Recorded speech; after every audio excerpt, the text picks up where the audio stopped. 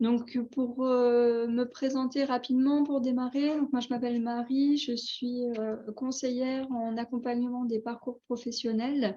Donc, je travaille au PhD Career Center. Concrètement, le rôle du PhD Career Center, c'est vraiment de pouvoir proposer tout un ensemble de services qui permet aux doctorants d'avoir toutes les informations nécessaires pour faciliter sa poursuite de carrière post-thèse.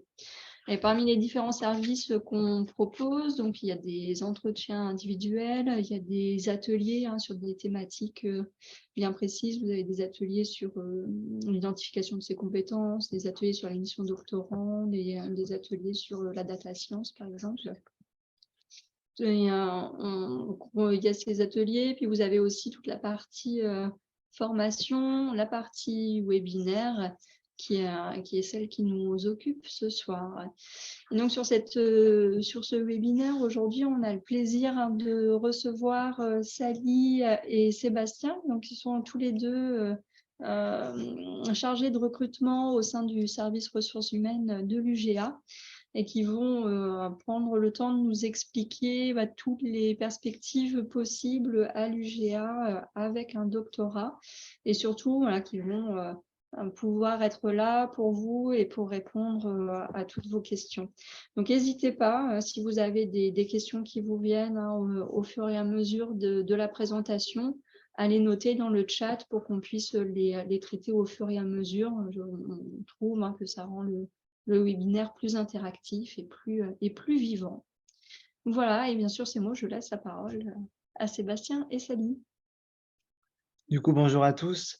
Merci pour votre présence. Du coup, on a prévu donc un sommaire comme ceci, c'est-à-dire qu'on va faire d'abord une introduction en présentant les objectifs du webinaire et en se présentant tous les deux. Ensuite, on vous présentera l'UGA en tant qu'employeur. On le connaît plus en tant qu'établissement de formation ou de recherche, mais on est aussi un employeur, donc on vous présentera l'UGA en tant qu'employeur. Ce qui est attendu par les recruteurs vis-à-vis des candidats. Et enfin, un temps bien marqué d'échange, questions-réponses entre vous et nous pour essayer de répondre à toutes les interrogations que vous pouvez avoir.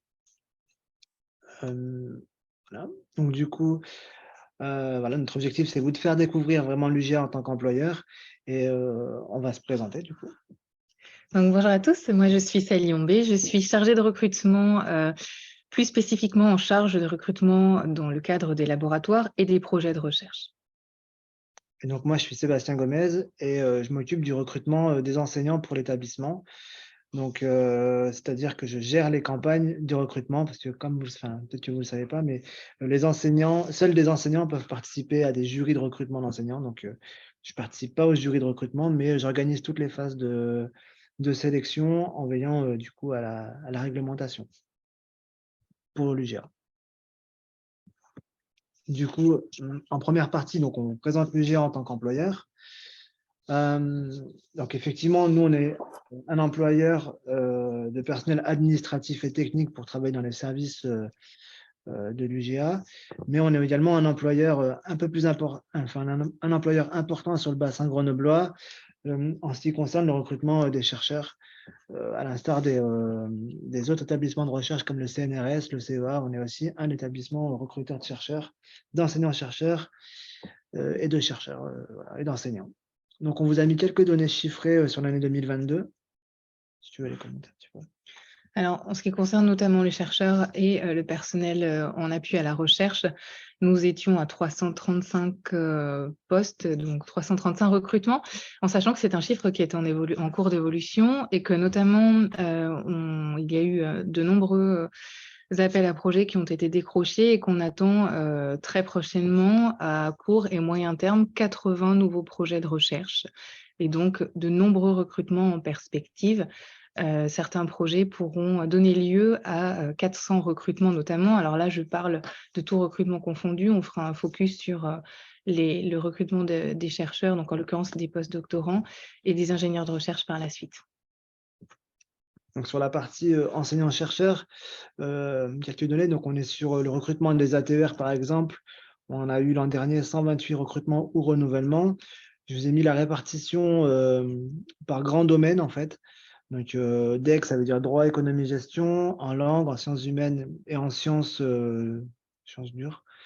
Voilà, donc sur les recrutements, sur des postes en CDD, type enseignant-chercheur ou enseignant, 92 recrutements purs sur 2022. Et enfin, sur la carrière d'enseignant-chercheur, les arrivées de maîtres de conférences, il y a eu 13 recrutements en 2022. C'était une petite année. À titre d'exemple, cette année, en 2023, il y en a 32 de prévus. Voilà, c'est pour vous donner un petit peu des ordres de grandeur en termes de chiffres. Pour vous présenter un petit peu donc, le type de contrat et de perspectives qui s'offrent après le doctorat, il y a notamment donc, le contrat postdoctoral. C'est un contrat, c'est un CDD donc d'une durée d'1 à 2 ans et qui ne peut aller au-delà des 5 ans. C'est ouvert aux personnes ayant soutenu leur thèse, donc aux docteurs. Et le postdoctorat, en fait, consiste à effectuer des activités de recherche qui sont en lien avec le sujet de thèse. Pour trouver donc les offres de postdoctorat, il faut se rendre sur les sites des universités. Donc nous, on a un site emploi à l'UGA sur lequel vous retrouvez toutes les offres de postdoc. Il y a aussi tous les organismes de recherche publics, les sites des laboratoires d'excellence, donc les LABEX, ou l'association Bernard Grégory ou encore Euraccess et PhD Talent. Vous avez aussi d'autres postes, donc après une thèse de doctorat, auxquels vous avez droit. Ce sont des postes en contrat de projet. Ce sont des contrats en fait qui sont liés à la réalisation d'un projet, pouvant aller de 1 an à 6 ans maximum. Ça concerne toutes les catégories d'emploi, mais en ce qui vous concerne plus précisément, il y a des postes ouverts aux ingénieurs de recherche. Les ingénieurs de recherche, en fait, pour pouvoir prétendre à ces postes-là, il faut être titulaire d'un doctorat ou bien d'un diplôme d'ingénieur. On n'est pas sur des activités de recherche à proprement parler. Ce sont des postes qui consistent en fait à être en appui, en soutien à la recherche. Donc, ce n'est pas le statut de chercheur, mais on voit très régulièrement des docteurs se tourner vers ce type de poste et qui se disent qu'à l'issue de leur thèse, finalement, ils préféraient être en support à la recherche. Ça permet de travailler dans un environnement scientifique toujours. Et vous pouvez retrouver ces postes sur le site emploi de l'UGA également. Juste pour information et pour compléter, je viens juste de mettre dans le chat le lien vers le site emploi de l'UGA où vous pouvez trouver l'ensemble des offres dont vient de parler Sally et Sébastien.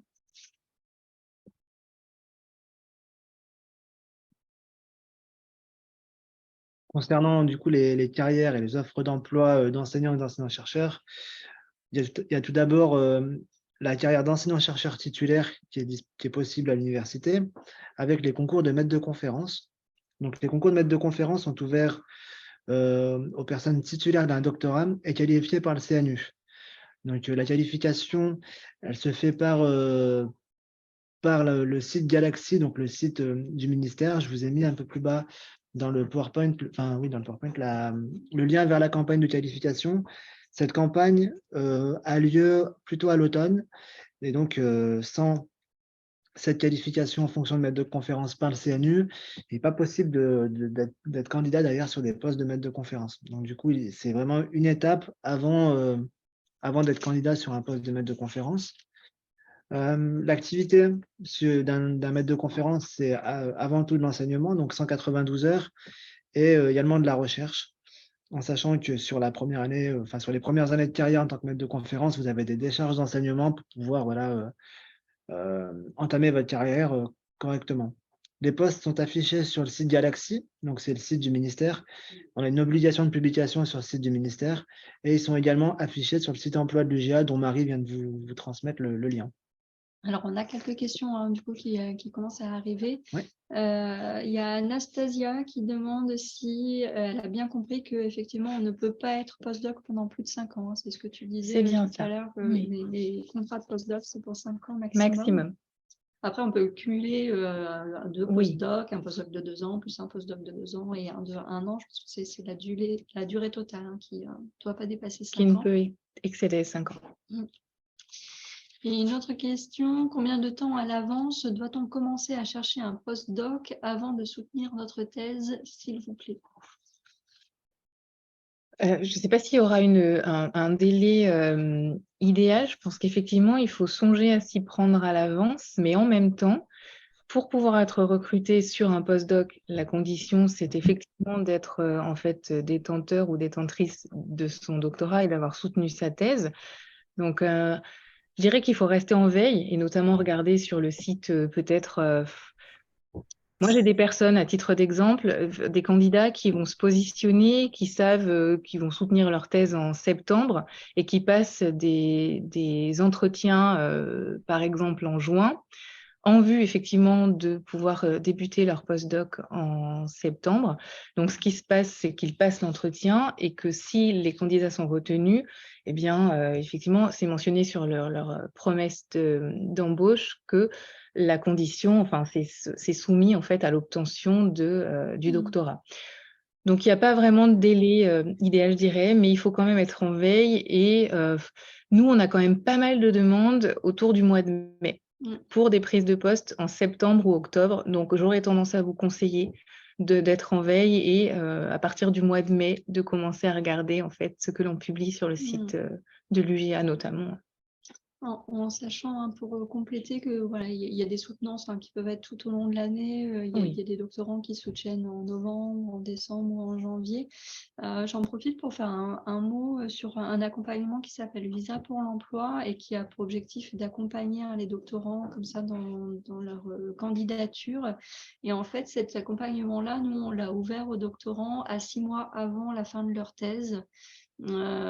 Parce qu'on estimait avec l'association qui intervient que de s'y prendre 6 mois avant la fin de sa thèse, ça permettait justement de pouvoir identifier sa cible déjà et puis préparer ses candidatures. Et je pense qu'effectivement, majoritairement, je te retrouve sur les 3-4 mois avant, ça paraît être un bon timing avant la soutenance de sa thèse pour commencer à y aller. Entre le moment où vous rendez le manuscrit et le moment où il y a la soutenance, je pense qu'il faut compter bien, à mon avis, 3-4 mois.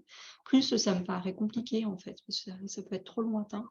Ça peut effectivement être trop lointain, comme tu le dis. Et puis, c'est surtout, moi, je vois par rapport au volume, par rapport au nombre de postes que l'on publie, on en publie énormément en mai, généralement. Enfin, c'est après toute l'année, comme tu disais, puis il y a des soutenances toute l'année.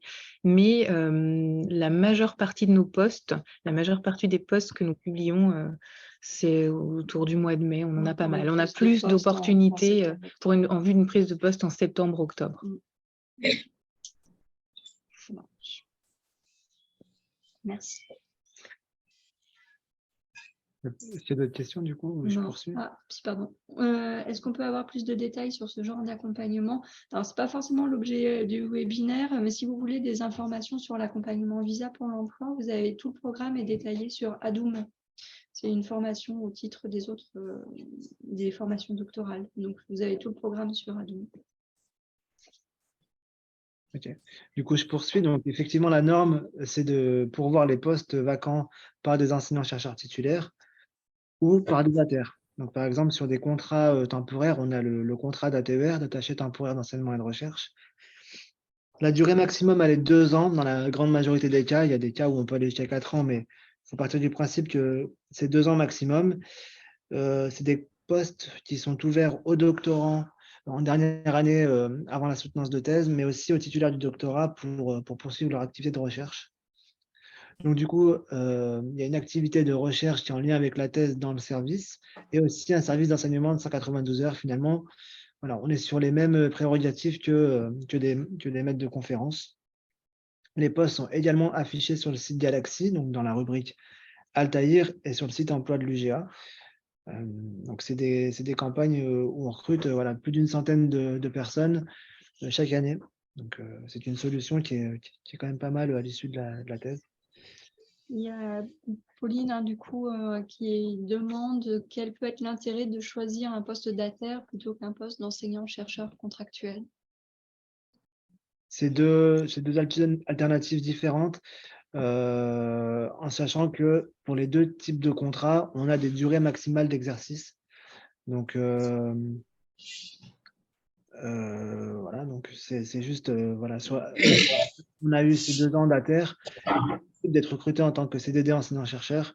Pareil, une fois qu'on a fait ces 3 ans d'enseignant-chercheur contractuel, voilà, ça peut être cumulé avec des contrats d'ATER. C'est différents dispositifs qui permettent d'avoir, comment dire, d'engendrer de l'expérience en termes d'enseignement, de poursuivre une activité de recherche pour consolider un dossier derrière à présenter en vue de se lancer dans une carrière de maître de conférence.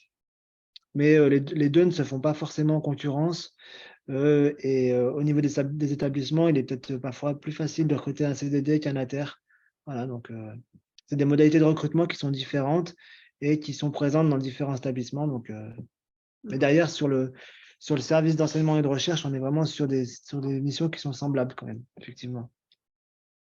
Avec une rémunération qui est proche, hein, autour de 2 100 € brut dans les 2 cas. Donc, c'est pour un temps plein, je parle. Donc, voilà, c'est des carrières qui sont semblables. Une autre question sur le sujet des ATER, on veut savoir si, est-ce que pour un ATER, est-ce qu'une expérience d'enseignement est exigée? Elle n'est pas exigée d'un point de vue administratif. Donc, les dossiers qui n'ont pas d'expérience d'enseignement ne posent pas un problème d'un point de vue administratif. Après, sur les commissions de sélection, effectivement, d'avoir eu une expérience face aux étudiants, c'est quand même quelque chose qui est valorisé derrière. Mais effectivement, vaut mieux avoir eu déjà une expérience d'enseignement pour postuler sur un poste d'ATER, parce que ça fait partie pour moitié des missions qui sont demandées aux ATER, c'est-à-dire toute une phase d'enseignement face aux étudiants. Ouais. Tout à fait commencer à faire de l'enseignement par le biais de vacations, peut-être. Ouais, totalement. Sur la première ou la deuxième année du doctorat. Ouais. Est-ce que tous les contrats d'ATER sur le plan national comprennent une part de recherche? Oui, tous, c'est obligatoire. C'est voilà, la partie recherche, qu'elle soit pour terminer la thèse ou pour poursuivre l'activité de recherche dans le cadre de la thèse, enfin sur la thématique de la thèse, c'est obligatoire. Voilà, c'est vraiment dans les missions d'un ATER. Ouais. C'est attaché temporaire d'enseignement et de recherche. Donc, vraiment, ces deux, vraiment deux parties-là, enseignement et recherche. Les seuls contrats qui vous seront présentés aujourd'hui et qui n'ont pas une activité de recherche, c'est les CDD contractuels enseignants, c'est le deuxième item, qui sont accessibles à partir de Bac+5. Et là, l'activité d'enseignement, elle est doublée, c'est-à-dire qu'on a 384 heures d'enseignement pour un 100%. Voilà. Donc là, on est vraiment sur une carrière d'enseignant où on abandonne un petit peu notre carrière de recherche. Et voilà, donc il y a une petite nuance quand même sur les CDD de type enseignant-chercheur où ils sont ouverts pour les 100% uniquement aux détenteurs d'un doctorat. Il y a une dérogation possible pour les CDD à 50% où les étudiants en dernière année de thèse peuvent être aussi candidats. Mais voilà, donc ces contrats-là, ils sont vraiment uniquement ouverts aux titulaires d'un doctorat. Une question du coup de Sandra sur les contrats d'ATER, toujours sur le pourcentage entre la part de recherche et la part d'enseignement.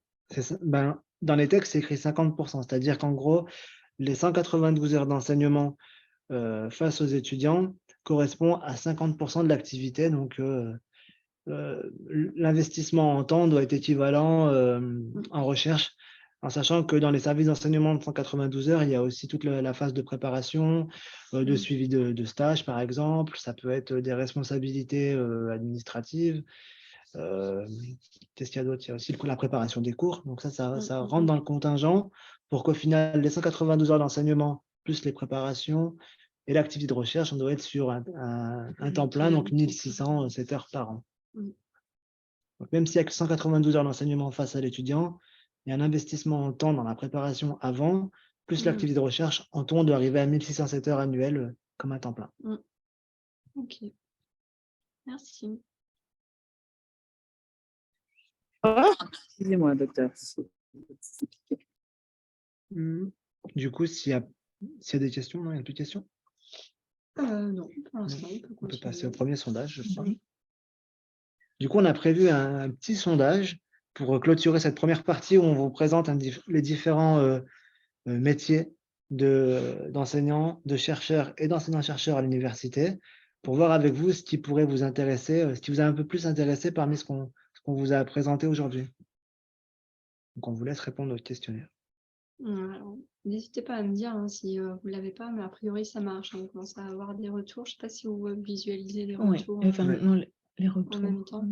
Non, on voit pas les. Il n'y a que toi qui verras les Nous, on réponses. n'y a pas accès. Vous ne voyez pas le. Moi, je vois les sondages là, qui bougent en même temps.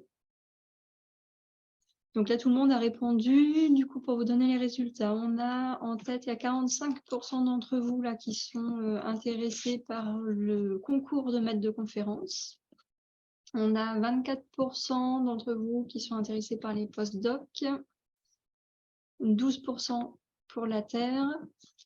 Ça change. Vous changez vos réponses en cours de route. Mais non, mais ça reste sur les mêmes proportions, ça ne change pas grand-chose. Donc, je dis donc 41% pour maître de conf, 22% pour les post-docs. Après, on a 11% pour ATER, 11% pour le CDD enseignant. Et puis 7% pour CDD enseignant-chercheur et 7% pour le contrat projet. Ok. Merci C'est très d'avoir intéressant. Merci répondu. beaucoup. Moi, ça permet d'orienter aussi, Ouais. on peut dire. A-t-on plus de chances, du coup, il y a une autre question en même temps, a-t-on plus de chances d'être recruté en tant que maître de conférence si on a fait un post-doc ou si on a été à terre? Ouais. Ouais, Dans ce qu'on, clairement. enfin oui, la réponse est clairement oui, c'est-à-dire dans ce qu'on voit, nous, parce qu'en fait, on assiste au compte rendu des présidents de comités de sélection. Donc les comités de sélection, c'est le jury qui recrute les maîtres de conférence. Quand un maître de conf est recruté, il y a le président du comité de sélection qui vient présenter les travaux du comité de sélection aux instances de l'établissement. Dans ces instances, nous, on est présents et on voit un petit peu le rendu des travaux. Et c'est vrai que pour 95% des candidats, il y a eu des post-docs, il y a eu des contrats d'ATER et ça compte, c'est valorisé pour présenter la candidature.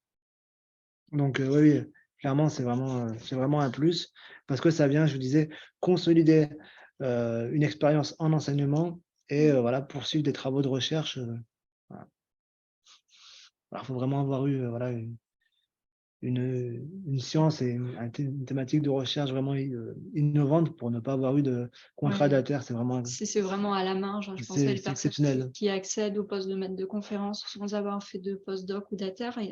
Moi, j'avais lu une statistique où on était de l'ordre de 1% ou de 1 point. Ouais. Enfin, c'était vraiment minime la possibilité d'accéder au poste de maître de conférence sans être passé par ces expériences-là avant. En fait, comme ce qui est regardé, on va être sur le nombre de publications qui ont été faites, sur le nombre d'heures d'enseignement. Ouais, sur l'impact des publications et du coup, voilà. Ça peut être compliqué. Bon, après, il y a toujours des exceptions qui confirment les règles. Voilà, moi, je m'occupe du recrutement des enseignants-chercheurs depuis 2013. Je n'ai pas d'exemple en tête où il n'y a pas eu de contrat d'ATER ou de post-doc à l'étranger, par exemple. Alors, il y a quand même pas mal de questions. Du coup, j'ai vu dans les annonces d'ATER qu'on ne précise pas la matière à enseigner et les niveaux concernés, sauf la spécialité très générale et précisée. Peut-on négocier les matières et les niveaux à enseigner? Effectivement. Alors, il y a deux types de publications de postes d'ATER qui se font à l'université. On va avoir des postes extrêmement précis, très profilés, avec un profil de poste détaillé, c'est-à-dire dans quelle discipline on va enseigner, à quel niveau, les thématiques de recherche qui sont attendues par le candidat. Ça, ce n'est pas la majorité. La majorité, on va publier un poste sur une section CNU, par exemple en CNU 01, droit privé, et l'inscription dans un des laboratoires qui traite de la CNU 01 et de façon assez large parce que derrière, il y a un gros besoin à l'université dans cette discipline-là. On va avoir peut-être 7-8 postes par an et du coup, on va plutôt s'adapter aux candidats que l'inverse. C'est-à-dire que le besoin est tellement large et tellement important à l'université que souvent, on va choisir les meilleurs candidats et derrière, voilà, en fonction des spécialités de chacun, leur proposer un contrat d'ATER. Quelquefois, le fonctionnement est un petit peu inversé quand il y a un gros besoin à l'université. Donc, c'est le cas, je disais, sur les sections de droit, sur les sections de mathématiques également, où ça fonctionne comme ça. On va avoir des postes qui sont juste en mathématiques, affichés mathématiques, mais derrière, il y a un besoin qui est très large et du coup, il faudrait publier 6-7 offres très détaillées et c'est pas la volonté des responsables en enseignement et en recherche.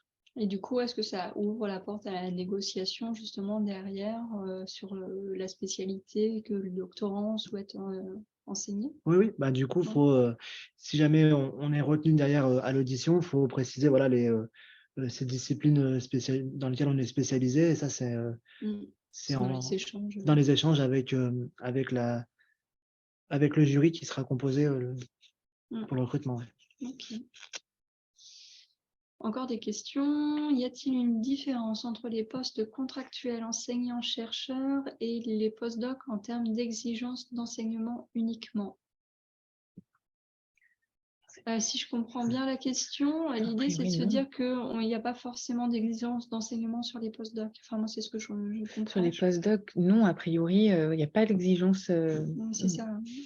Un postdoc, on va vraiment aller chercher les compétences recherche. Complètement, en fait, ça va être de continuer à travailler sur la thématique de recherche sur laquelle le doctorant aura travaillé, en fait. Donc, Des c'est vacations complètement sont en possibles. lien avec... Des vacations sont possibles. Alors, je pense que les vacations, oui, sont Ouais. possibles, mais du coup, vraiment, pour la partie postdoc en elle-même, il n'y a pas d'heures d'enseignement. C'est pas ce qui va être cherché pendant le recrutement, ça. mais effectivement, après, on peut Mais tout à fait faire de avoir des l'enseignement en possibilités. parallèle de son postdoc. Mais on peut obtenir un postdoc sans avoir fait d'enseignement. Ouais, c'est ça. C'est ça. Ouais. Question pour les CDD d'enseignement. Est-ce qu'ils peuvent déboucher à des postes plus pérennes en lien avec l'enseignement, avec des mécanismes similaires à l'agrégation interne, par exemple? Alors, en fait, si vous prenez un CDD type enseignant à l'UGA, ça ne sera pas pris en compte dans le calcul de votre éligibilité à l'agrégation ou au CAPES ou à l'agrég interne, en fait. Ce pas des contrats qui sont pris en compte pour pouvoir passer l'agrég ou le CAPES interne. Je pense que c'est ça la question. Et par contre, des dispositifs pérennes sont possibles dans certaines disciplines quand on est contractuel enseignant.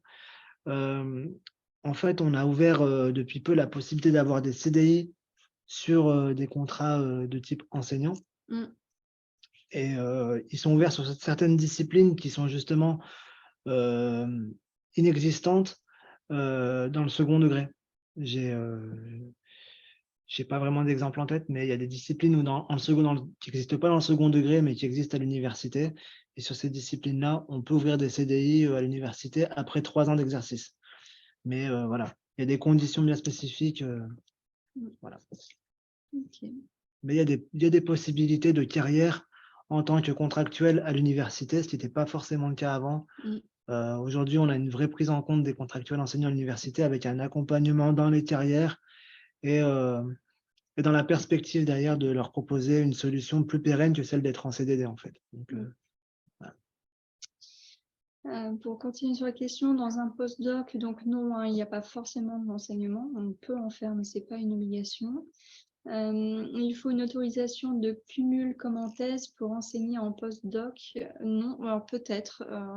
Honnêtement, je ne sais pas si une autorisation de cumul elle doit être valable. Je ne pourrais pas le certifier, ça. Peut-être qu'on pourra revenir, je ne sais pas. Je pense que la réponse est oui. Hein. Moi, je fais des vacations à côté de mon contrat. Je dois faire une demande d'autorisation de cumul d'activité à chaque fois. Je pense que c'est lié au fait que on est à temps plein et à partir du moment où on travaille à temps plein, il y a une demande d'autorisation de cumul d'activité qui doit être faite. Ouais. Donc, a priori, oui, ça doit être. On est limité en nombre d'heures, il me semble. Oui, mais... il y a une limite de nombre d'heures, effectivement, par an. Les postdocs sans enseignement ne nuisent-ils pas au recrutement sur les postes d'enseignants-chercheurs permanents par la suite? Alors, c'est sûr que je pense qu'il vaut mieux un poste plus enseignement, mais ça dépend. Ça dépend aussi des communautés. C'est-à-dire, il y a des communautés où il y a une grande importance qui est confiée à l'enseignement et d'autres où on est plus attentif à la recherche. Donc, c'est du cas par cas. Ouais, je n'ai pas une réponse précise là-dessus à donner, malheureusement. Une réponse de Normand. Une réponse de Normand, effectivement. Y a-t-il une durée minimum pour les contrats d'ATER? Oui. On ne peut pas être recruté à terre à moins de 6 mois. Les contrats d'ATER ont une durée minimale de 6 mois. Ok. Voilà. Ça, par contre, j'ai une réponse précise. Bah, quand tu as des réponses, c'est des réponses. Hein. Ok, super. On continue du coup? Allez. Allez.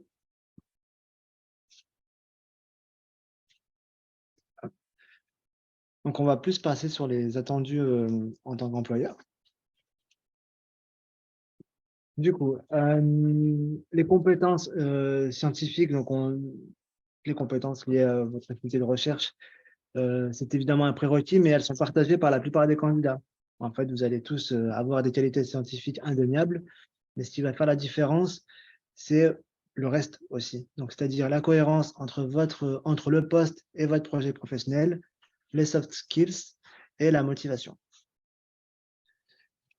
Du coup, l'un des premiers points importants, c'est donc la cohérence entre votre projet professionnel et le poste. C'est du coup arriver à faire concorder à la fois le poste qui vous est proposé, que vous visez, et votre projet pour voilà, montrer en quoi les deux s'imbriquent. Et donc, voilà, ça montre aussi la réflexion que vous avez eue sur, et la prise de recul sur votre projet. Donc, voilà, je sais pas si tu veux compléter. En tout cas, voilà. C'est vrai que faire la démonstration de cet accord, c'est parfois un petit peu difficile. Ça demande du coup du travail sur l'étude de la fiche de poste. Mais voilà, c'est aussi ce travail-là qui doit être mené, notamment avant un entretien. C'est vraiment ce qui peut faire la différence lors de l'entretien. Ouais. Oui, c'est important. Alors, c'est la réflexion sur le projet professionnel, c'est pas forcément toujours évident, mais c'est important de pouvoir être au clair, en tout cas, avec ses aspirations quand on se présente en entretien. Et les entretiens qu'on propose là, je fais de la pub pour mes services. Tu as bien raison. Les entretiens qu'on propose au PhD Career Center, elles vous permettent justement de mener cette réflexion-là, parce que quand on parle de projet professionnel, il y a beaucoup de choses qui entrent en jeu, au-delà de l'expertise scientifique. Et du coup, d'être plus au clair sur ce qui vous amène à postuler, bah, ça permet aussi de mieux argumenter sur cette fameuse cohérence entre en quoi le poste me plaît et en quoi il rentre dans une logique professionnelle, dans un objectif professionnel. Puis ça illustre la motivation aussi. Tout à fait. Oui, ça va de pair avec la motivation. On va faire un focus toujours sur ce qu'attendent les recruteurs. Donc, en entretien, on va accorder une importance particulière en fait à tout ce qui a trait aux compétences comportementales. C'est-à-dire que l'idée, c'est d'aller au-delà des compétences scientifiques et de se dire que, en fait, indépendamment du domaine de recherche, dans le cadre de votre contrat doctoral, vous avez développé un certain nombre de compétences que vous allez pouvoir valoriser. Et la plupart du temps, quand on se retrouve en entretien face à des candidats, on se rend compte qu'ils n'ont pas nécessairement conscience de toutes les compétences auxquelles je fais référence. Donc, très souvent, on a des candidats qui, effectivement, vont mettre en avant leurs compétences scientifiques, mais en même temps, j'ai envie de dire que quand on reçoit les candidats en entretien, ils ont quasiment tous des compétences techniques et scientifiques équivalentes. Donc, ce qui va permettre aux candidats de se démarquer, ça va être ces fameuses soft skills. Et un entretien, ça se prépare, donc ça veut dire qu'il va falloir se poser à un moment donné et se dire, voilà, qu'est-ce que j'ai pu développer comme compétences dans le cadre de mon doctorat? Les compétences sont nombreuses, donc il faudra noter que donc il y a des compétences qui résultent de votre formation doctorale, mettre en avant toutes les compétences transversales et que il faut avoir conscience que le doctorat, ça constitue en soi une véritable expérience professionnelle et que le doctorat ne forme pas exclusivement à la recherche. Et que, voilà, moi j'en profite, hein, j'ai animé un atelier sur les compétences en début de semaine dernière. Et le constat qui avait été fait, où on travaille justement sur toutes ces compétences transversales et sur tous les soft skills, c'est que le doctorat, c'est vraiment une expérience hyper riche en termes de développement de soft skills. Il y en a beaucoup, hein, oui, qu'on va voir par la suite, qu'on va détailler par ailleurs, mais vraiment, quand on commence à se renseigner un peu sur les atouts des docteurs sur le marché du travail, les recruteurs ont vraiment ont remarqué en tout cas que la plus-value des docteurs, au-delà de leur expertise technique, était sur cette question des soft skills et des compétences transversales. Je peux en dire trop.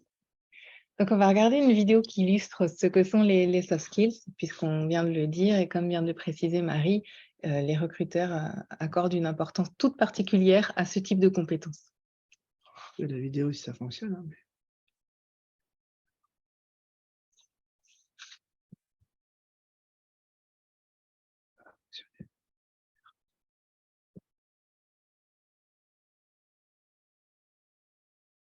Ça a l'air de marcher. Ça a l'air de fonctionner. Je ne sais pas si elles sont pas.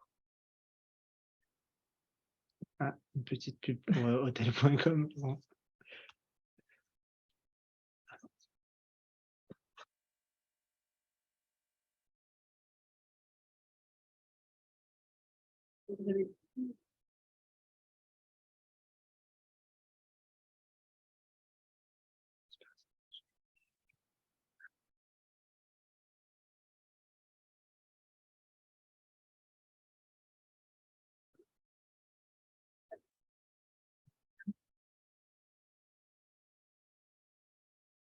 En même temps, ouais, je disais, en même temps, c'est que de la musique. Oui, c'est que de la musique. Hein. Vous ne perdez pas grand-chose. On ne perd pas grand-chose, oui.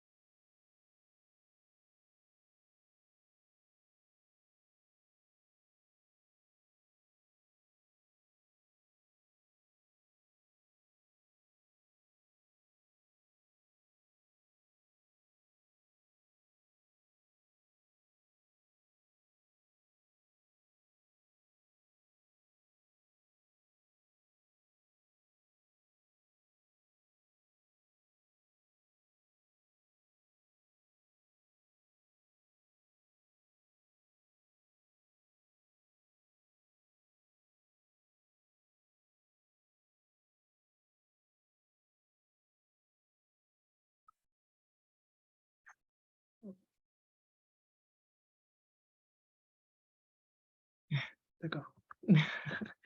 Du coup, comme on vient de le voir, donc il y a différents types de soft skills et je suppose que parmi les soft skills qui ont été présentés dans le cadre de cette vidéo, il y en a un certain nombre qui vous ont parlé.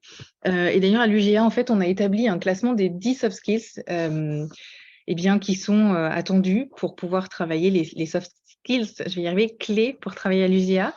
Donc, on a l'adaptabilité qui consiste, c'est l'intelligence des situations, le bon sens. La sociabilité, c'est plutôt la capacité à aller vers l'autre. La bienveillance, l'écoute, le sens du collectif, donc être à même de travailler en équipe. La curiosité intellectuelle, c'est votre envie d'apprendre en fait. Le sens des responsabilités. Le sens des contraintes, donc c'est au sens de contraintes organisationnelles, savoir finalement où est-ce qu'on a mis les pieds, dans quelle organisation, dans quel laboratoire, quelles sont les contraintes, en avoir conscience. L'autonomie, donc généralement quand on a fait un doctorat, l'autonomie, c'est une case qu'on coche aisément. Le sens du service public, donc avec l'idée finalement, si vous décidez de faire une recherche de poursuivre votre carrière à l'université, de savoir finalement ce qui va vous différencier, une carrière à l'université d'une carrière privée, par exemple. Ou encore le fait d'être constructif, donc c'est d'adhérer de façon constructive aux règles et au fonctionnement de l'établissement. J'ai quelques exemples de questions qu'on peut vous poser en entretien, mais c'est vraiment, je vais en cibler quelques-unes. Par exemple, pour la curiosité, on pourrait vous demander ce que vous pensez apprendre en fait sur ce poste-là. On pourrait aussi vous demander pour le sens des contraintes, si vous êtes allé vous renseigner sur la structure, sur le laboratoire. Petit conseil aussi, avant de passer un entretien, allez toujours sur le site du laboratoire pour savoir un petit peu où vous allez mettre les pieds. Ça peut vraiment faire la différence en fait entre deux candidats. Si vous n'êtes pas préparé, c'est ce qu'on disait en fait, il y a la cohérence entre votre projet professionnel et le poste, il y a les soft skills et il y a dans les soft skills justement cette curiosité et ça fait le lien avec la motivation, c'est-à-dire que plus vous êtes préparé, plus on tendra à penser que vous êtes motivé. Donc, voilà, ne pas hésiter à aller se renseigner au maximum. Pour l'autonomie, on vous demandera, je ne sais pas, ce que vous avez, par exemple, comment vous avez réagi face à un certain nombre de difficultés que vous aurez rencontrées au cours de votre doctorat notamment. Ce que j'ai pas précisé aussi, c'est que les soft skills, en fait, ça va correspondre à toutes les compétences que vous avez développées. Là, on a insisté sur la formation doctorale, mais aussi dans vos vies personnelles, privées, en fonction des associations, si vous êtes investi dans des associations, si vous faites partie de clubs sportifs ou autres. En fait, toutes les compétences que vous avez pu développer dans le cadre de toutes ces activités confondues, eh bien, n'hésitez pas à les mettre en avant le jour de l'entretien et n'oubliez pas que vraiment, ça fera la différence, en fait. C'est ce qu'on voit tous les jours quand on fait passer des entretiens aux candidats. Et le candidat motivé, le candidat préparé et le candidat qui aura su identifier ses compétences aura plus de chances. Une question pour demander les ressources et les contacts à l'UGA qui permettent d'être accompagnés dans la préparation des premières candidatures. Moi, je vous invite à faire un petit mail sur l'adresse du PhD Career Center et on répondra en fonction de vos besoins, on vous orientera vers la personne la plus à même de vous accompagner. Du coup, tu as présenté Sally. Ça marche aussi bien pour les postdoctorants, les contrats de projet que pour les enseignants chercheurs, où vraiment on voit mais clairement que de plus en plus, les recruteurs de maîtres de conf, par exemple, sont de plus en plus sensibles à tous ces soft skills, en fait, et ça prend une part de plus en plus grande dans les candidatures, quoi. Et aujourd'hui, c'est vraiment ce qui fera la différence, tout poste confondu. Et même si un jour vous décidiez d'aller travailler au sein du privé, on attendra la même chose. Donc, ça peut être vraiment important avant un entretien de lister finalement toutes ces compétences et de se dire, voilà, au cours de mes différentes formations, de mes différentes expériences, qu'est-ce que finalement j'ai développé? Parce que finalement, ce qui fera la différence, c'est que les compétences techniques s'acquièrent, en tout cas, elles ont été acquises dans le cadre de votre formation, et les soft skills, ce que vous allez mettre en avant, ce sera plus compliqué à acquérir sur le terrain, entre guillemets. C'est assez facile, effectivement, d'aller apprendre une nouvelle connaissance ou même Un logiciel domaine, ou un logiciel qu'on n'a effectivement jamais utilisé, que c'est compliqué d'apprendre à avoir de la bienveillance et de l'écoute si on ne l'a pas, quoi. Ouais. C'est ça. Du coup, alors quelques conseils pour les valoriser. Le mieux, effectivement, c'est toujours d'illustrer son propos et donner des exemples sur les compétences présentées. Donc voilà, donc le mieux, voilà, c'est vraiment de parler du vécu, de ce que vous avez vécu, et en fonction des choses que vous avez accomplies ou voilà, des difficultés rencontrées, ou on apporte de plus en plus d'importance, voilà, au fait de contextualiser, parce que même si actuellement, enfin, comme disait Sally, la rédaction du test, c'est une expérience. Et du coup, voilà. Et quelle expérience en plus. Voilà. Donc, valoriser les qualités, c'est quelquefois, il faut le faire, il ne faut pas avoir peur. Ouais, clairement.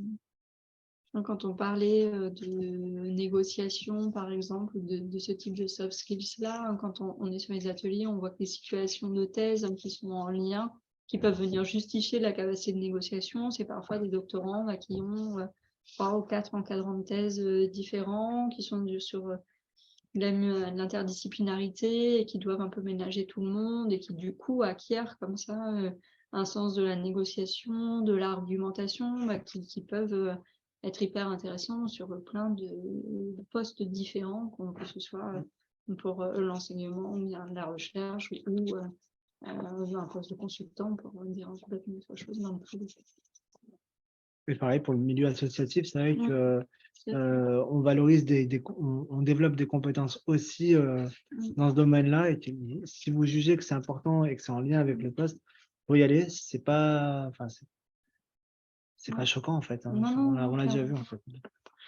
On a mis quelques compétences transversales qu'on a peut-être devinées pour vous, mais la liste n'est pas exhaustive, en fait, hein. Elle est loin de l'être. Donc voilà, une expertise effectivement scientifique et technique, être capable de faire face aux changements, et donc d'avoir la capacité d'adaptabilité, une capacité d'analyse et de synthèse, forcément, ça, Voilà, le sens de responsabilité, être capable de porter un projet et de savoir le gérer et de l'amener jusqu'au bout. Des compétences linguistiques parce qu'aujourd'hui, enfin, on n'utilise plus que le français, mais beaucoup d'autres langues. Une curiosité intellectuelle, une aisance relationnelle, voilà, de la persévérance évidemment, voilà, dans le cadre d'une thèse. Donc, On a une question du Ah. coup sur est-ce qu'il est désavantageux d'être un citoyen non français ou non membre de l'Union européenne lorsqu'on se présente à un poste de maître de conf? non, pas du tout. Mm. Il y a aucune différence. Il y a aucune différence, non, il y en a Mm. aucune, en fait. Non, c'est vraiment les compétences qui vont être Ah oui. jugées. Oui. Oui. Donc, Par contre, peut-être que la compétence linguistique en français peut être ouais. importante. Oui, par contre, Ah. effectivement, la langue Mm. officielle des auditions pour un poste de maître de conférence, c'est le français. Mm. Donc, il faut savoir parler français pour pouvoir se présenter à un concours de maître de conférence. Mm. C'est une obligation que l'entretien se passe en français. Mm. Alors après, sur l'enseignement des langues et cultures étrangères, par exemple, l'entretien peut basculer dans une langue étrangère pour des nécessités liées au poste qui pourraient figurer dans le profil de poste ou pas d'ailleurs. Savoir parler une autre langue, il pourrait y avoir un test, enfin en tout cas une mise en situation rapide en anglais par exemple, parce qu'il y a beaucoup de cours qui se donnent en anglais. Voilà, ça peut être possible, mais la langue officielle de l'entretien, c'est le français. Et pareillement pour les postdocs, c'est-à-dire que si le postdoc requiert de parler anglais, il est fort possible qu'une partie de l'entretien ait lieu en anglais ou que vous soyez testé donc, sur l'anglais voilà, lors des auditions. Est-ce que l'âge est une contrainte pour accéder à un poste de maître de conf, j'imagine? Non. Mm. Surtout pas. Non, clairement pas. Puis en plus, je pense qu'il y a des textes de loi qui disent que c'est un facteur de discrimination que de faire un recrutement sur une question d'âge. Sur un critère d'âge, tout à fait. Ouais. Il n'y a aucun Au en fait contraire, je recrutement. pense que ça vient amener plus d'expérience. De toute façon, en fait, quels que soient les postes, tous les postes confondus, l'idée c'est de regarder l'expertise et non l'âge. Tout à fait. Ouais, j'ai vu moi des exemples de personnes qui avaient fait une carrière dans le secondaire, par exemple enseignants en lycée, collège, et qui à 40 ans ont fait une thèse, l'ont soutenue à 43, 45 ans, et puis ils sont devenus maîtres de conf à presque 50 ans. Il y a des exemples d'enseignants-chercheurs à l'université qui ont fait cette carrière-là et qui sont chez nous actuellement. Donc, enfin, tout est possible et c'est pas, il n'y a aucun regard sur l'âge en fait. Hein. Peut-on tenter sa chance sur un poste où on demande une bonne maîtrise de l'anglais, même si ce n'est pas le cas?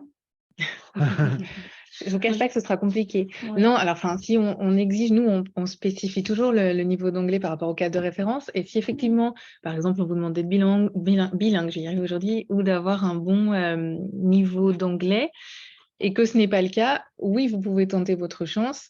Mais vous avez quand même peu de chances pour que ce soit concluant parce que finalement, si c'est requis, si c'est un prérequis de parler anglais, effectivement, ça pourra être rédhibitoire en fait. Voilà, tout simplement. Après, moi, par exemple, je parle très mal anglais. Je parle du principe que savoir parler anglais, ça peut s'acquérir. Alors que voilà, tout ce qu'on a dit juste avant, c'est qu'il y a des compétences qui ne s'acquièrent pas, enfin difficilement, alors que l'anglais, oui, mais alors l'anglais, je serais un peu plus nuancée en ce sens que si on vous demande vraiment un bon niveau d'expertise en anglais, ça va vraiment dépendre du niveau d'anglais.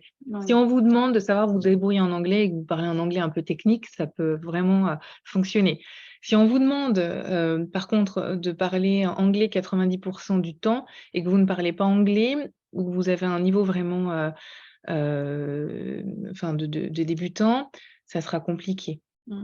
Et dès lors qu'en fait, ce sera un prérequis pour pouvoir obtenir le poste, effectivement, si vous ne parlez pas anglais, déjà, il y a peu de chances que vous soyez convoqué à l'entretien. Et si vous l'êtes et qu'on vous teste sur votre niveau d'anglais, vous risquez de ne pas être retenu. Enfin, il y a de grandes chances pour que vous ne le soyez pas. Il faut en tout cas construire un bon argumentaire pour montrer qu'on est capable d'acquérir rapidement la maîtrise de l'anglais. Oui, donc si c'est pour devenir bilingue Ouais, en non, 1 mois et demi, non, bon c'est voilà, sûr. toute Non, non, chose et c'est aussi important de pouvoir se renseigner de en se amont. renseigner, oui. Par contre, vous pouvez toujours, puisque comme l'évoque Marie, vous renseigner, c'est-à-dire que sur les offres d'emploi que l'on publie, vous avez toujours le nom d'un référent. Et donc, ça peut être pas mal si vous avez le moindre doute de vous tourner vers ce référent, de lui adresser un mail, que ce soit pour l'anglais ou pour autre chose. Ça vous permettra d'avoir des informations complémentaires et de savoir si effectivement, oui ou non, vous pouvez vous positionner sur le poste. Mm. Donc, n'hésitez jamais à faire la démarche, parce que parfois, on est hésitant, on a des candidats qui se disent, bon, j'ose pas trop. Non, faites-le. Et en plus, c'est un signe que vous êtes motivé. Finalement, vous avez fait la démarche de vous renseigner sur le poste, sur les compétences requises. Donc, n'hésitez pas à demander des informations complémentaires en cas de besoin. Ouais. C'est plutôt bien perçu. Ouais. Un titre d'anecdote personnelle, moi je sais que sur le poste où je suis, l'anglais intermédiaire était demandé. Quand j'ai postulé, ça faisait 20 ans que je n'avais pas parlé anglais. Et j'ai appelé avant, effectivement, pour avoir des informations sur pourquoi on demandait la maîtrise de l'anglais.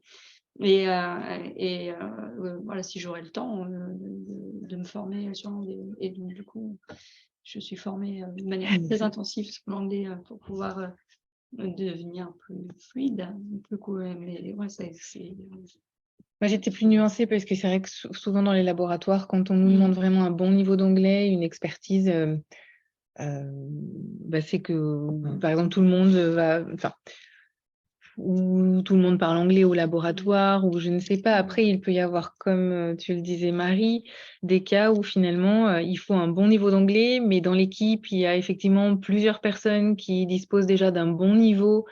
Et donc, finalement, eh bien, on s'appuiera plutôt sur ces personnes-là quand on aura besoin de recourir à l'anglais. Donc, ça peut être toujours intéressant quand même de faire la démarche, de se renseigner. Mais voilà, après, il faut savoir lire entre les différents niveaux d'anglais. Si on vous demande d'être bilingue, voilà. Il faut appeler, en fait. Appeler le Oui, contact oui. et voir Appeler, avoir des le réel besoin. infos, et puis pas hésiter à poser la question. Moi, je pense qu'il ne faut vraiment pas hésiter Oui, il ne faut pas hésiter à poser la dire question. ou non, pour voir si ça. Là, ce sera, je si pense, ça vaut vraiment le au coup. cas par cas. Pour le coup, on vous dira oui ou non. Au moins, vous n'aurez pas de regrets. Vous aurez tenté. C'est ça. Autre question, comment vous entendez l'assertivité dans ce contexte? L'assertivité, c'est, enfin, je ne sais plus où il est le mot, mais l'assertivité, en fait, c'est de savoir, d'être en capacité de dire non, pas d'imposer justement, mais de faire part de ses idées, mais tout en respectant l'autre, en fait. C'est l'idée de la communication assertive. Du coup, c'est où? Je ne sais plus où c'est marqué. Oui, dans les soft skills, pardon, liés à la personnalité. Donc ça, c'était juste des exemples. Mais effectivement, aujourd'hui, on parle beaucoup d'assertivité et c'est l'idée de communication un peu non violente. Enfin, c'est-à-dire que je m'impose. Non, je ne m'impose pas, mais je sais dire non et je le fais tout en respectant les autres et voilà, ne pas... être à même de pouvoir exposer son point de vue, être à même de pouvoir s'affirmer, mais dans le respect de l'autre. Et est-ce que, pour revenir sur l'anglais, du coup, est-ce qu'il y a besoin d'un certificat de langue? Et si oui, quel type de certificat? Non, on ne le demande pas. J'ai jamais vu le cas, en tout cas, pour ma part, pour faire de nombreux entretiens de postdoc, j'ai jamais vu qu'on demandait un certificat de langue. Mais pour l'anglais, pour dédramatiser un peu, comme on le disait, ça peut être une bonne chose que vous tourniez vers le référent, enfin qui est mentionné sur l'offre d'emploi pour demander vraiment quel est le diplôme d'anglais, enfin quel est le niveau d'anglais requis. On vous demandera pas de certificat, mais vous serez certainement testé en entretien, comme je le disais précédemment. On vous posera des questions en anglais ou on vous demandera une partie de l'entretien sera peut-être réalisée en anglais. Ça peut être ce genre de choses. Du coup, sur la diapo, vous voyez comment valoriser vos soft skills. Après, comme on le disait tout à l'heure, le mieux, c'est aussi de fournir des exemples qui démontrent en fait soft skills-là, quoi. Bah, d'aller puiser en fait toujours dans vos... Oui, parce qu'il ne suffit pas de dire, enfin, je dis n'importe quoi, je vais prendre, je suis une personne empathique, je suis une personne fiable, je suis ouverte d'esprit, etc. Ça va toujours, enfin, illustrer toujours vos propos en faisant référence en fait à vos expériences. En fait, on a besoin de choses concrètes en entretien, donc c'est toujours, voilà, dans le cadre de telle expérience, de développer telle compétence, et il faut l'illustrer avec des situations qui ont été réellement vécues. De toute façon, ce sera le meilleur moyen de convaincre, c'est vraiment en allant, si je puis dire, enfin, fouiller dans vos expériences passées. Et voilà, il ne faut vraiment pas hésiter à illustrer vos propos. Donc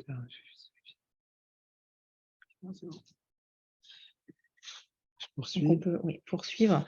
On va aborder la question de la motivation. Donc tout à l'heure, on a vu qu'il y avait différents points pour pouvoir, enfin, différentes attentes de la part des recruteurs.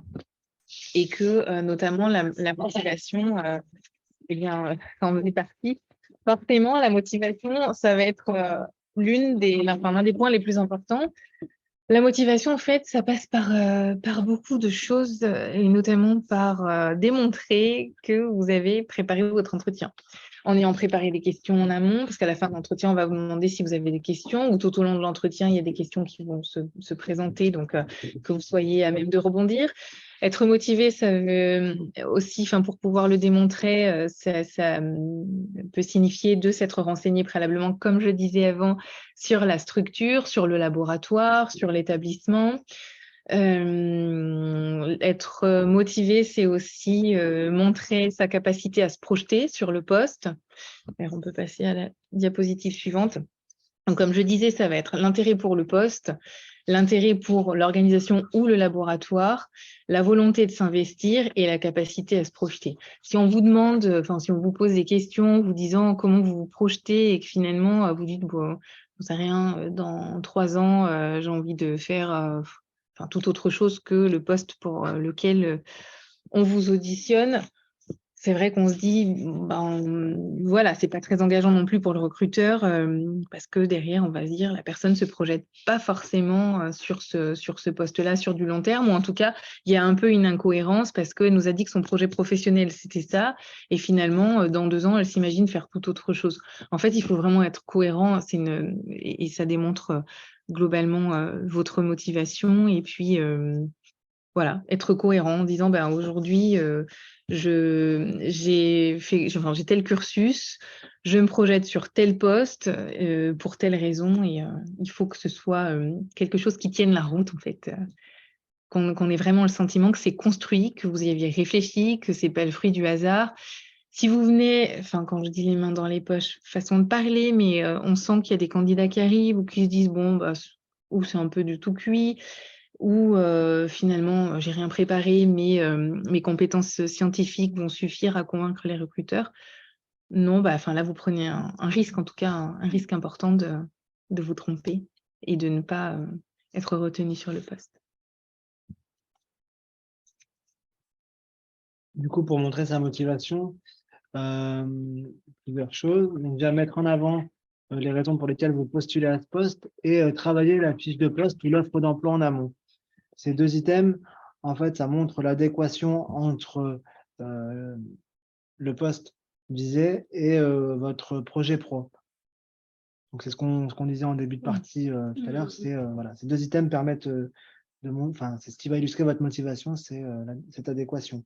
Donc, préparer des questions aussi, car ça reflète la façon dont vous êtes préparé à l'entretien. En fait, ça va aussi surtout montrer votre curiosité vis-à-vis du poste. Attention aussi au non-verbal. Bon, ça, c'est un peu des conseils de grand-mère, mais voilà, faire attention à sa posture, sa façon de s'exprimer, voilà, tout ce qui est un peu en dehors. Enfin, faut être attentif. Et puis, il faut guier entre, enfin, on parle de posture, on parle de non-verbal, mais on a parfois des personnes qui vont nous dire, je suis très dynamique, mais on sent que voilà, le dynamisme, il faut aller le chercher. En fait, il faut une cohérence aussi dans la façon dont on se présente. Et quand on dit de faire attention au non-verbal, c'est vraiment tout cet ensemble de choses. Il faut que ce soit cohérent aussi entre l'image, entre guillemets, que l'on va afficher le jour de l'entretien et ce qu'on va dire. Il faut qu'on sente que voilà. J'ajouterais là que sur la mise en avant des raisons là, pour lesquelles on postule à un poste, que parfois, moi, quand je fais avec les entretiens avec des doctorants, c'est parfois compliqué pour eux d'identifier ce qu'ils aiment, mais la motivation, c'est vraiment ça, c'est posez-vous la question de qu'est-ce qui vous donne envie de postuler, qu'est-ce qui vous fait dire que ça va vous plaire, le contenu de l'activité. Ça peut très bien être le fait de travailler en équipe, ça peut être la thématique de la recherche, ça peut être le sens que vous mettez derrière ce que vous faites. Ça peut être organiser, gérer un projet, le fait d'être sur plein de projets en même temps. Et les motivations, elles sont différentes pour tout le monde, mais c'est vraiment important de se poser cette question-là en amont de l'entretien et d'essayer de se dire, voilà, qu'est-ce qui me fait dire que moi je vais être bien à ce poste-là? Qu'est-ce qui me donne envie d'y postuler? Parce que quand vous êtes clair, vous, avec ces motivations-là et avec ces raisons-là, du coup, c'est plus facile de les expliciter en entretien et c'est des choses qui sont hyper importantes pour les recruteurs. C'est hyper important d'avoir quelqu'un dans une équipe qui est motivé et qui est impliqué. Parce on a envie de travailler avec, en fait. Déjà, c'est donner aussi à à vos interlocuteurs l'envie de L'envie travailler de avec travailler avec vous. Tout à fait. Puis ça peut vraiment changer, 5 candidats reçus pour un même poste, ça fera vraiment la différence pour le coup. Alors la FDP et l'OE, FDP fiche de La fiche de poste et offre d'emploi. OE, offre d'emploi, ouais, c'est du jargon. Ça. Oui, ça veut dire qu'en amont, il faut avoir lu la fiche de poste ou l'offre d'emploi et connaître en fait ce qu'on va attendre de vous, avoir compris quelles étaient les compétences recherchées et puis avoir compris aussi la mission, là où les missions et puis les activités qui en découlent. C'est parce qu'une une offre d'emploi, une fiche de poste, c'est constitué d'une mission principale. En gros, c'est l'objectif principal du poste. Pour cela, vous avez différentes activités qui conduisent à réussir la mission. Et derrière, il faut se mobiliser des compétences pour réussir ces activités-là. Donc, c'est tout ça dans la fiche de poste à travailler. Ouais, et puis c'est ça, ils se posaient des questions, quoi. C'est tiens, Oui. ils veulent des connaissances, je sais pas, sur un logiciel particulier, mais pourquoi ils demandent ces connaissances-là? Tiens, l'anglais est requis. Pourquoi l'anglais est requis? Dans quelles circonstances je vais devoir utiliser cette connaissance-là, cette compétence-là?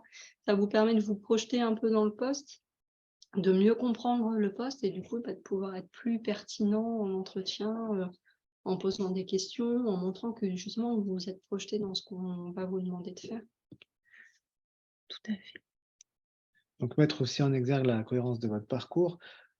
On a mis quelques exemples de questions qui peuvent vous être posées pour justement que vous démontriez votre motivation. Donc, sur à la fois le parcours, la motivation et les compétences. Donc, sur le parcours, par exemple, qu'est-ce que vous avez appris durant vos anciennes expériences ou pendant la rédaction de votre thèse? Pouvez-vous nous décrire votre parcours? Sur les motivations, voilà, pourquoi vous postulez à cette offre? Pourquoi celle-ci, pas une autre? Qu'est-ce qui vous intéresse dans cette poste? Est-ce que vous en avez compris? Donc, si vous arrivez à expliquer ce que vous en avez compris, que ça correspond vraiment aux besoins du recruteur, il va se dire, bon, il a bien travaillé la fiche de poste, il est effectivement motivé pour nous rejoindre. Et sur les compétences, c'est voilà, comment vous travaillez, quelles sont vos méthodes, et voilà, comment vous évaluez votre capacité à travailler en équipe aussi. Voilà. Quelques exemples. Donc, en résumé, on a mis en avant les incontournables pour réussir un entretien. Donc, c'est présenter les compétences développées lors de son parcours de formation, son parcours professionnel et comme je le disais aussi précédemment, lors de vos expériences personnelles, qu'elles soient associatives ou sportives ou autres. Mettre en évidence l'adéquation donc entre le cursus, la formation et le projet de thèse ou le projet postdoctoral. Ou peu importe si c'est pour un autre poste, en tout cas vraiment mettre en exergue l'adéquation entre les deux. Faire part de son projet professionnel, donc vraiment montrer qu'on a un projet professionnel qui est construit et que l'on sait où l'on va. Et puis démontrer sa motivation, d'ailleurs plus que montrer, vraiment la démontrer, toujours en ayant préparé, En illustrant. En illustrant, tout à fait. Et du coup, à la fin de cette présentation sur les compétences, on vous propose un deuxième sondage, si vous êtes d'accord. Alors, du coup, c'est reparti. Donc la question, c'est de savoir parmi ces différents éléments qui sont proposés, lequel vous motive le plus au travail. Donc quand vous avez le choix entre l'ambiance de travail, l'intérêt pour le projet, la thématique, la question de la rémunération, l'environnement de travail. Ce qu'on entend par environnement de travail, c'est tout ce qui est structure, avantages employeurs, etc.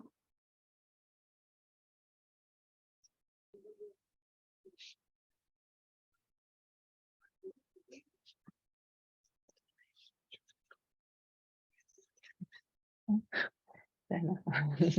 Ça devrait, mais Du coup, sur les réponses là que vous avez données, on a 62% d'entre vous qui sont motivés par l'intérêt pour le projet, pour la thématique en elle-même. Alors, ça a changé. Donc 60% pour l'intérêt pour le projet, pour la thématique, 59% pas très précise, 23% pour l'ambiance de travail, 13% pour l'environnement de travail et 9% pour la rémunération. Du coup, c'est parfait. Si la rémunération, il n'y a que 9%, vous avez toute votre place à l'université. bienvenue. Donc, non, mais c'est bien l'intérêt pour le projet et la thématique. C'est vraiment les sources de motivation, ce qu'on appelle les motivations internes, ou vraiment sur des choses qui... motivations intrinsèques, oui. Parfait, merci beaucoup. Merci. On a des questions. Donc, au tout début, vous avez parlé d'un dispositif pour alléger la charge d'enseignement des nouveaux maîtres de conférences pour lancer leur carrière. En quoi consiste-t-il et combien de temps dure-t-il? Alors, c'est pour la première année, il y a une décharge d'enseignement. Le nombre d'heures, je crois que c'est 32 heures, si je ne dis pas de bêtises. C'est une décharge d'enseignement qui permet surtout en fait de pouvoir se former. On a des formations, en fait, il y a une obligation de formation pendant le stage en tant que maître de conférence qui conditionne la titularisation. Il faut avoir suivi ces 32 heures de formation. Et du coup, ça va être des formations proposées par la DAPI à l'établissement, aussi proposées par le service de formation de la DGDRH, avec notamment, par exemple, une formation qui marche très bien, c'est la voix de l'enseignant. Donc, c'est des formations sur comment préserver sa voix, comment poser sa voix en tant qu'enseignant. Et du coup, c'est aussi sur ces thématiques-là, sur aussi comment mener sa recherche, sur la publication. Ça, je maîtrise moins, mais du coup, voilà, c'est des décharges d'enseignement pour pouvoir préparer son lancement de carrière, en fait, à l'université. Et faire les formations qui sont obligatoires pour être nommé. Autre question, du coup, vous faites référence à l'entretien RH ou à l'entretien technique avec son potentiel futur hiérarchique? On fait référence à un seul entretien, puisqu'en fait, au cours de votre entretien, vous allez rencontrer une personne des RH, ça pourrait être moi par exemple, et votre futur responsable hiérarchique en même temps. Donc en fait, on fait des entretiens où vous allez avoir des questions effectivement d'ordre technique qui vous seront posées, mais aussi des aspects plus RH, comme on l'a évoqué, et des aspects qui ont trait à vos compétences comportementales. Donc voilà, en général, c'est un seul entretien dont la durée varie. Alors, ça dépend. On est à l'université, en fait, on constitue des jurys de recrutement. Donc en moyenne, je dirais qu'on est 3 ou 4 membres dans le jury la plupart du temps. Autre question, du coup, à qui sont destinés les chers professeurs juniors? Peut-on y prétendre après un doctorat? Oui, vous pouvez y prétendre. En fait, les chers professeurs juniors, donc c'est un nouveau dispositif qui date de 2019, qui est ouvert à la seule condition d'avoir un doctorat. Le recrutement se fait sur un contrat, un CDD pendant 5 ans, il me semble. Oui, c'est 5 ans, je crois. À l'issue duquel il y a une commission de titularisation qui propose au président de l'université le fait de vous titulariser ou non en tant que professeur d'université. Donc, il est ouvert pour seule condition d'avoir un doctorat, donc c'est-à-dire qu'il est ouvert quasiment à tout le monde, en fait, y compris à ceux qui sont déjà maîtres de conférences. Il y a vraiment tout le monde qui peut postuler sur les chars de professeurs juniors. Et donc, les appels à candidature seront ouverts sur des projets de recherche, principalement, mais aussi d'enseignement. Et pour l'instant, à l'Université Grenoble-Alpes, on n'en a pas ouvert. On en ouvre pour la première fois cette année. Et on devrait en avoir 6, D'accord. il me semble. Mais c'est conditionnel. On attend, en fait, nous, on a déposé des dossiers auprès du ministère. Voilà, on a déposé des dossiers auprès du ministère pour recruter des chats de professeurs juniors. Et le ministère doit nous répondre en nous donnant le nombre de chats de professeurs juniors qu'il nous accorde. Et on n'a pas encore eu ce retour du ministère. Donc, les postes seront publiés sur Galaxy, ils seront publiés sur le site internet de l'université. Et si les projets sont menés en collaboration avec des organismes de recherche du bassin grenoblois, comme par exemple le CNRS, l'INRIA par exemple, et ben dans ce cas, ils seront aussi publiés sur les sites internet de ces établissements-là. Ok. Merci. Ouais. Quel est le nombre d'heures de service d'enseignement moyen parmi les maîtres de conférences de l'UGA et comment le chiffre devrait-il évoluer dans le futur? Alors, l'engagement, c'est de faire 192 heures pour tout le monde. Le même que la Terre, du coup. Les mêmes que la Terre. Après, il y a un système de décharge, à la fois pour ceux qui sont maîtres de conf en début de carrière, mais aussi pour ceux qui ont des responsabilités. Donc, les directeurs de composantes, par exemple, ont des décharges statutaires. Les élus ont également des décharges. Donc, ça réduit le service d'enseignement, mais il y a aussi des enseignants qui font des heures complémentaires en plus de leur service et ça peut varier très fortement. Il y en a qui ont une décharge totale et il y en a qui ont je sais pas, 200 heures d'heures complémentaires. Donc, c'est très variable. Mais l'engagement contractuel, c'est de faire 192 heures et c'est ce qui est fait par la majorité des enseignants-chercheurs dans l'établissement.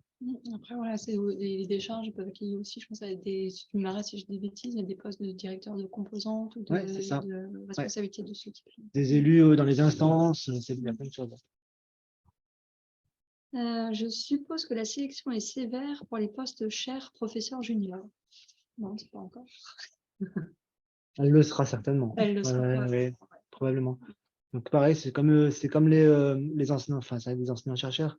Il y aura un comité de sélection qui sera constitué de entre 6 et 10 membres. Donc oui, la sélection sera rude, hein, en adéquation avec le projet qui est demandé. Mais on n'a pas d'expérience là-dessus. Ouais. Ce sera la première année cette année. Le webinaire de l'année prochaine. Quel est le pourcentage de candidats retenus pour le maître de conférence? Ça fait mal, la stat fait mal. Hein. La stat fait mal parce que c'est. Alors, je vais parler en termes de candidature et pas en termes de candidats. Parce qu'il y a des candidats qui font 3 candidatures, par exemple. Mais une candidature a à peu près 1%, 1,24% de chance d'être retenu pour être maître de conf. Donc après, c'est une candidature. Donc, je sais, c'est pas beaucoup, mais c'est peu. Mais ouais, c'est peu. Sachant que on a des dispositifs d'attente, les contrats d'ATER, les contrats postdoc, les contrats de CDD d'enseignant-chercheur qui permettent de poursuivre et d'étoffer le dossier pour augmenter ces chances-là. Mais voilà, donc il y a la stat est là, c'est à peu près 1%, quoi. Un peu plus d'1% de chances d'être recruté. D'où l'importance d'avoir vraiment une candidature, travailler. C'est ça. Petits bon, après, c'est vrai que l'an dernier, on était vraiment sur le contingent le plus bas qu'on ait connu, avec une 30aine de postes. Cette année, on en aura plus. Donc, le taux devrait augmenter. On verra.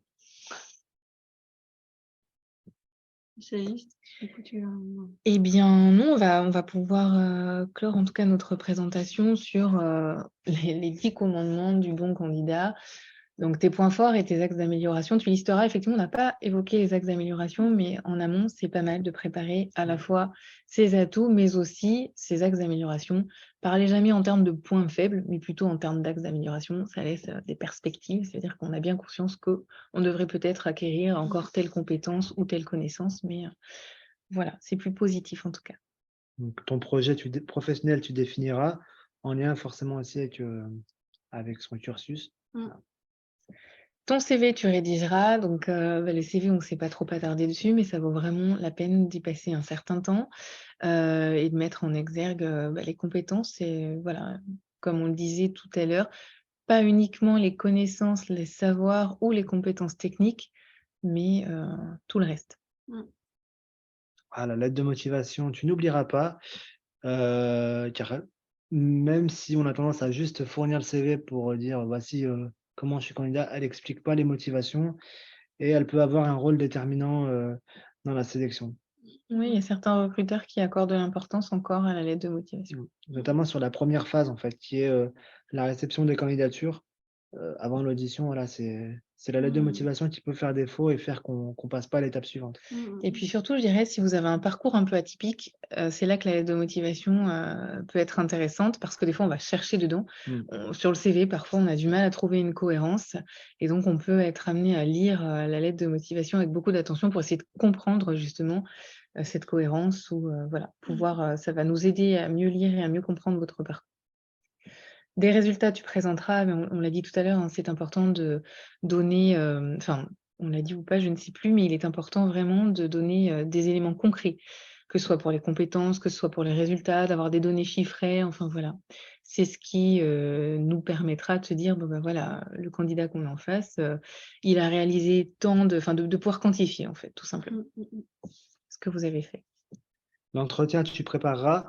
Donc, dans la plupart, enfin, dans la grande majorité des entretiens, on va vous demander de vous présenter déjà en début d'entretien pour savoir qui vous êtes. C'est déjà préparer cette présentation, savoir expliquer votre parcours et de l'explication de votre parcours aux compétences développées et pourquoi vous visez ce poste-là. Donc, préparer son entretien, c'est aussi préparer sa présentation pour l'entretien. Sur le poste, tu te renseigneras, ça complète, ce que Sébastien vient de dire. L'idée, c'est d'arriver à l'entretien en ayant lu, l'offre d'emploi, minima, en essayant de l'avoir comprise, d'avoir, voilà, listé un certain nombre de questions, comme on disait, donc ne jamais faire l'impasse sur la lecture de l'offre d'emploi. À l'heure, le jour de l'entretien, tu arriveras. C'est vrai que si vous arrivez en retard, ça va, c'est se mettre des bâtons dans les roues, en fait. Alors, il y a quelquefois des explications qui sont indépendantes de la volonté, Oui. mais voilà. Ou alors, faut prévenir, mais Oui, prévenir. voilà. Sinon, ça peut envoyer une image négative. Et puis, c'est bien aussi d'arriver à Et puis l'heure c'est les autres toujours jours. stressant en plus de commencer, par Oui. voilà, Pour soi, c'est mieux aussi. c'est mieux. Des questions tu poseras, alors oui, préparez vos questions puisque en fin d'entretien, c'est pratiquement systématique. On va vous demander: «Avez-vous des questions?» Celui qui en a pas, bon, on se dit qu'il a peut-être pas trop préparé, l'entretien ou, c'est toujours bien de démontrer en fait sa curiosité, donc n'hésitez pas à préparer vos questions. Si vous les avez toutes posées dans le cadre de l'entretien, bah, vous dites, voilà, vous y avez répondu au fil de l'entretien, j'ai pu poser mes questions, mais en tout cas, pensez bien en amont lors de la préparation à, lister un certain nombre de questions. Et enfin, une posture professionnelle que tu adopteras.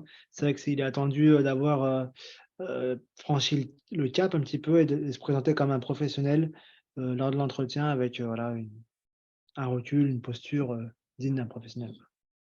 Oui, de se dire qu'en fait, en face, quand vous enfin, on a moins la posture d'un étudiant quand on est en entretien, je pense qu'il ne faut pas hésiter à s'affirmer. On voit parfois des candidats qui ont tendance à avoir presque une posture de oui, encore d'étudiant. Non, dans le cadre d'un entretien de recrutement, on y va, on est quand même, enfin, c'est pas il s'agit pas d'assurer une confiance démesurée non plus, mais quand même, de se dire: «Bah, voilà, j'ai un parcours, je valorise, ce que j'ai fait et notamment ma formation doctorale». Ouais, se présenter comme un futur collègue, quelque Tout à part. Se fait. dire qu'en face de soi, on Ouais. a peut-être des futurs collègues et que soi-même, on est peut-être un futur collègue. Tout de suite, on adopte, voilà, on se place plus comme un professionnel que comme un étudiant. Que comme un étudiant. Et je crois qu'on est arrivé. Il me semble qu'on a terminé. Il y a une question du coup dans le chat sur est-ce que vous avez des pistes du coup pour faire des heures d'enseignement en deuxième année de thèse, en sachant que visiblement c'est une thèse hors UGA donc qui doit être faite avec le CEA, si je comprends bien. Il y a toujours de la demande sur des heures de vacation. Le mieux, c'est de cibler en fait les composantes qui pourraient être intéressées par son profil. Typiquement, vous êtes enseignante en anglais, n'importe quoi. il y a peut-être 75% des composants de l'université qui peuvent être intéressés par votre profil.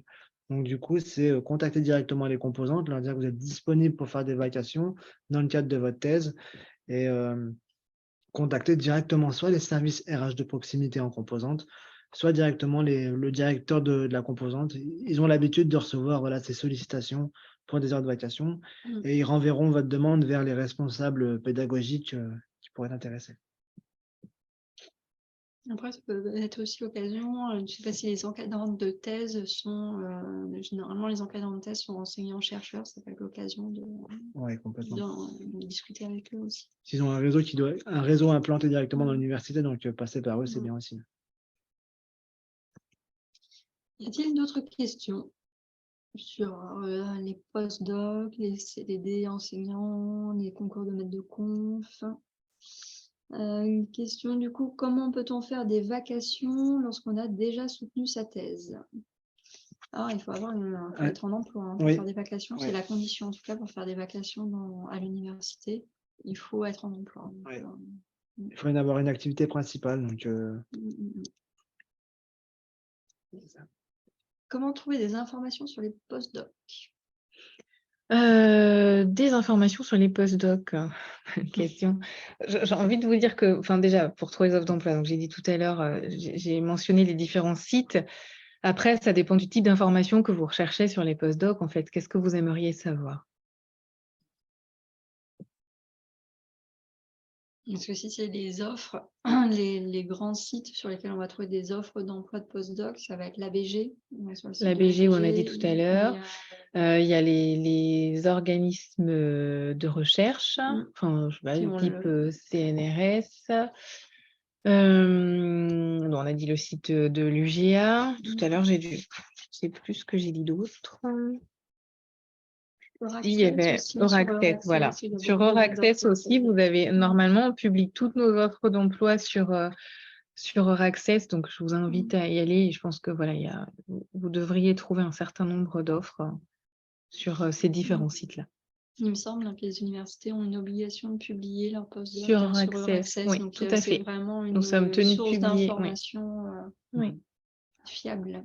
Et aujourd'hui, on va devoir publier de plus en plus sur Euraccess, donc y compris les CDD de type enseignant-chercheur seront publiés aussi sur Euraccess. Donc, ça va être une plateforme. Ça va être un incontournable en fait. Ouais, pour avoir une visibilité européenne. En fait. C'est intéressant quand j'ai des doctorants qui cherchent des informations justement sur les post-docs. Alors Euraccess, on est vraiment sur les post-docs européens, mais sur le site d'Euraccess, il y a des liens aussi sur d'autres sites pour faire des post-docs en Australie ou en Amérique, en Amérique latine, en Amérique du Sud. Et c'est vraiment bien fait, il y a vraiment plein d'informations. Ouais. Un bon site. Comment trouver des vacations à l'UGA? C'était un peu ce qu'on disait, je pense. Elles ne sont pas publiées en fait. Ou alors peut-être sur les sites directement des composantes, mais en tout cas, il n'y a pas au niveau de la DGDRH et de l'établissement de la publication pour dire on a besoin d'un vacataire. Ça passe plutôt par l'inverse, c'est-à-dire des candidats se déclarent en étant disponibles pour faire des heures de vacation et ensuite ils sont sollicités par les structures. C'est le réseau qu'il faut soigner, je pense, pour faire des vacations. Ouais.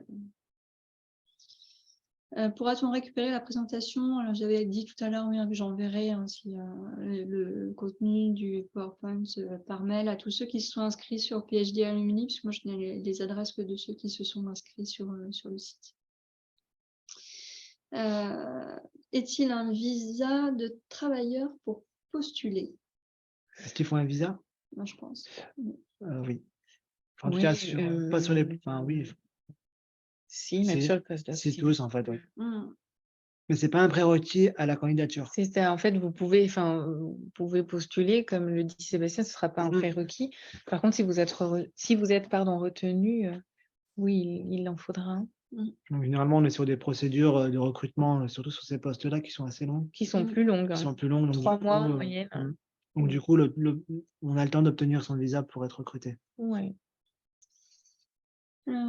Quel est le nombre approximatif des postes ATER couvre l'UGA chaque année? Discipline scientifique et technique. En tout, nous, on recrute, on publie environ 120 postdataires.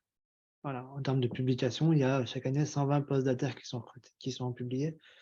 Ça correspond à 90 appels à candidature. C'est ce que je disais, il y a des postes, il y a des appels à candidature où on va avoir 5-6 postes dessus, en fait, 5-6 postdataires.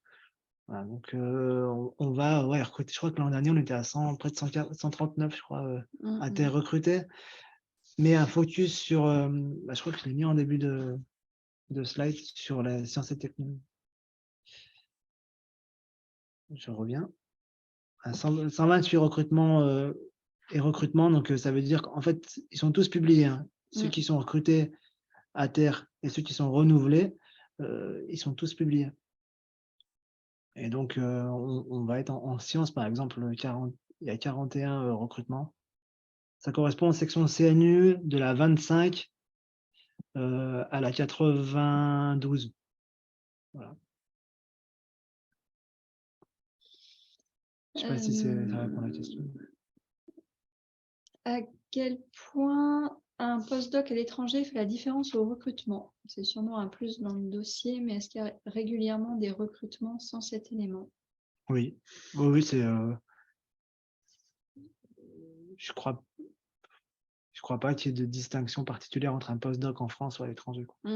Après, c'est vrai qu'il est toujours attendu et vu de manière positive qu'il y ait une expérience à l'étranger, que ce soit un postdoc ou un contrat, mais qu'il y ait eu ou alors même un Erasmus, voilà, mais qu'il y ait eu cette expérience à l'étranger pour notamment se familiariser avec une culture scientifique d'un autre pays.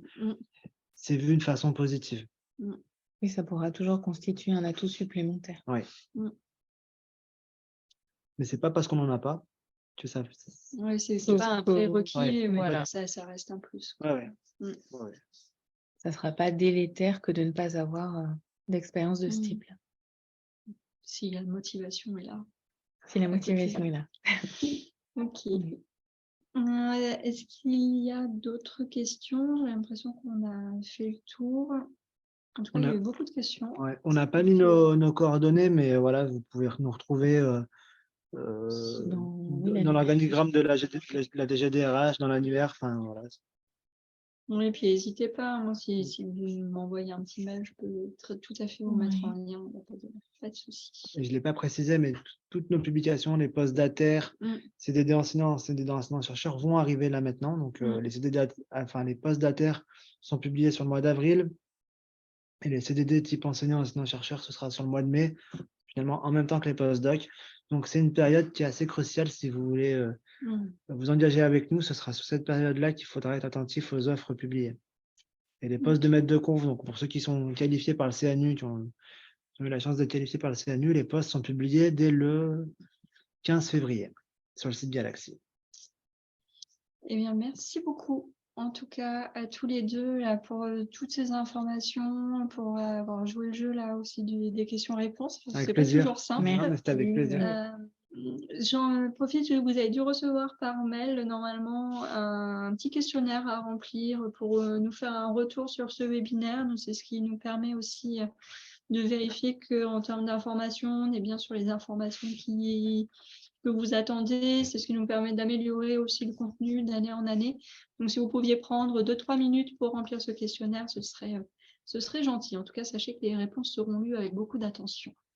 Voilà, il me reste à vous souhaiter une bonne soirée à tous et puis au plaisir de vous recroiser à l'occasion. Merci beaucoup à tous de votre participation. Bonne continuation.